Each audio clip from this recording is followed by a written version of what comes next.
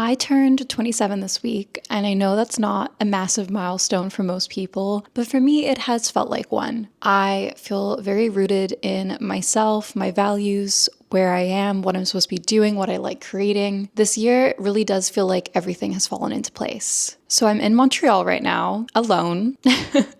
I celebrated my 27th birthday alone.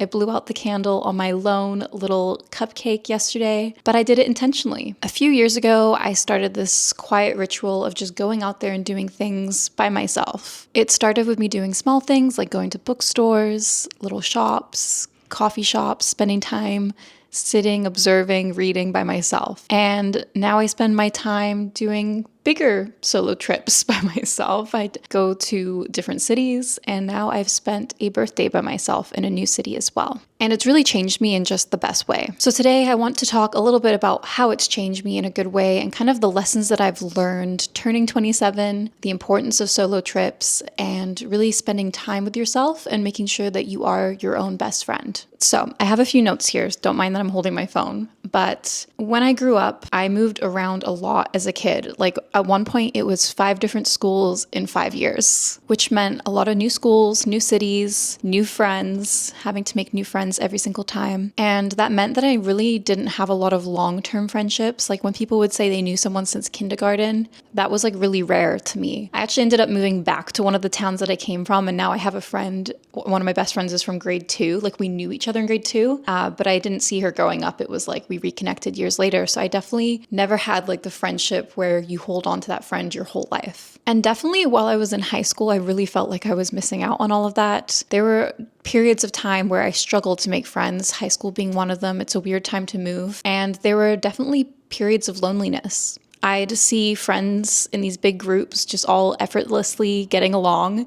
And sometimes I'd wonder like if it was something wrong with me. But looking back at it at 27, I realize now that it's provided me with something super valuable, and that is resilience and also learning to depend just on myself. It also provided me with adaptability too. I never got too comfortable knowing one person and not being able to move on and make a new friend or do something different. And it provided me with this relationship with myself where I really am my own anchor. When you don't have constant friendships in your life, you really learn to fill the silence on your own. You learn how to sit with your thoughts, and you kind of learn how to hold your own hand in a way. And I'm not romanticizing it. It's definitely not always romantic. Sometimes it's boring. Sometimes it's painful. But eventually, as you grow up, I think it becomes very powerful. And I think there's a shift nowadays, but definitely as I was growing up, there seemed to be this feeling towards loneliness as if being alone was considered being a failure, especially when you're in environments like high school. For example, if you were eating lunch alone, people assumed you were sad. If you travel alone, people would ask you, why couldn't anyone come with you? And if you weren't in a relationship, people would sometimes think, does that mean I'm not desirable? But what if we stopped framing being alone as less than? And what if we saw it as a skill, as a form of emotional independence, and as something to protect, not escape? Because what I've learned is that being alone and being lonely are not the same thing. There has been times where I've felt lonelier in a crowded room than by myself. And I think as an introvert, especially, I've learned that solitude isn't silence, it's space. It's space to remember what you like, remember what you believe, and remember what kind of life you want to live. And the truth is, if you never spend any time alone, you really run the risk of losing yourself in other people's plans. Now, I believe that solitude is a muscle, and like any muscle, if you don't use it, it gets weak, which is why I've learned to train it on purpose. How I've trained it is things like walking for hours without music, taking myself out for lunch, traveling alone like I'm doing right now. And I don't want to do these things to prove a point. I do this so that when life gets busy and friends are busy and they have plans and I end up having to do things by myself, it doesn't feel like it's falling apart because I've never grown out of being used to doing things alone. And I've already built that foundation of trust in myself. Like I know what kind of meals I like. I know how I like to travel. I know what I want to do.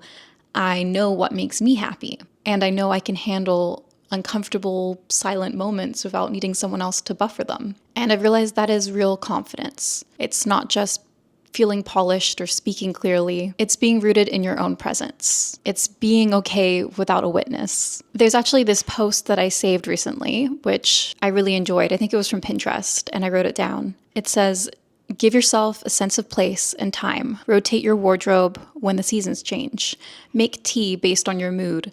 Update your playlists every month. Open the windows. Take 5 minutes to feel where you are. And I love that because at 27, I've also realized that so much of life feels like we're waiting for the next thing to happen, the next achievement, the next trip, the next friendship. But the secret is life is made up of all the little tiny things that we notice. So I've really been trying to build those rituals in, which means in the summer, cold tea, breezy blouses, late walks, winter, hot drinks, long books, soup on the stove. And it's not about aesthetic. I love the idea of romanticizing your life, but I feel like it's about aliveness, giving yourself a rhythm and anchoring your senses in the moment. Because when the world feels chaotic, I believe that routines rooted in gentleness become revolutionary. And since we're just really going through my journal of thoughts, let me throw another quote at you guys that I've been thinking about lately, which is, your life is not an optimization problem. And I know that sounds obvious, but I didn't realize how much I've treated life as one until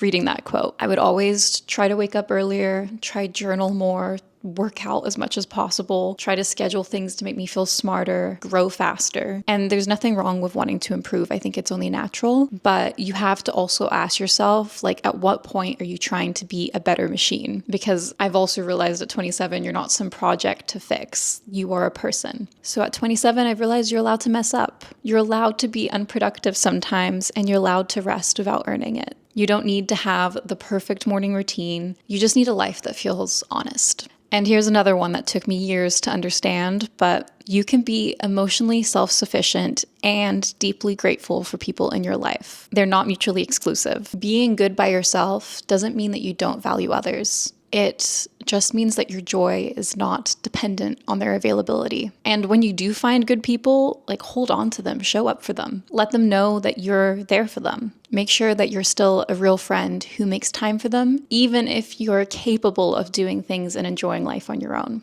All right, so lessons I'm taking into 27. 1, solitude is a skill. Keep practicing it. 2, make time for small joys. Rotate your teas.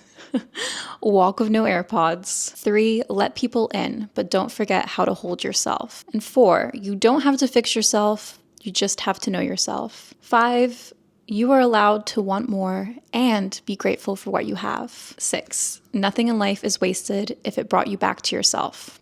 And I wrote down some notes of if I could talk to my younger self, the one who felt behind, lonely, awkward, perhaps a little left out. I would tell my younger self, there's nothing wrong with you. You're just learning in a different way where to belong. Life is teaching you in a different way, a quieter way, perhaps a more grounded way, and a way that starts with being at home with yourself so that when others arrive, they're not filling a void. They're just joining you.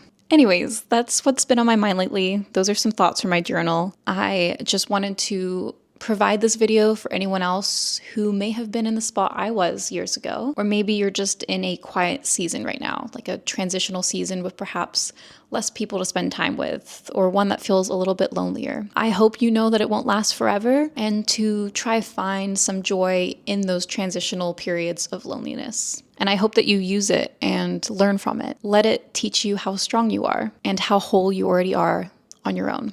That's all I have for you all today. I hope that wasn't too cheesy, sharing some of my journaled thoughts. But truly, I really hope that if you are feeling lonely too, hang out in the comments below. I hope that my channel can eventually feel like more of a community of people who perhaps are feeling a little lonely, perhaps wanting to be more productive, perhaps wanting to do freelance web design, graphic design like myself, or run their own business. There's so many things that I want to share with you all as an audience, and I hope that this can just be a cozy corner of the internet to provide some inspo or some comfort, whatever you need. And that's all I have for you all. So I will see you all in next week's video. Take care till then. Bye, friends.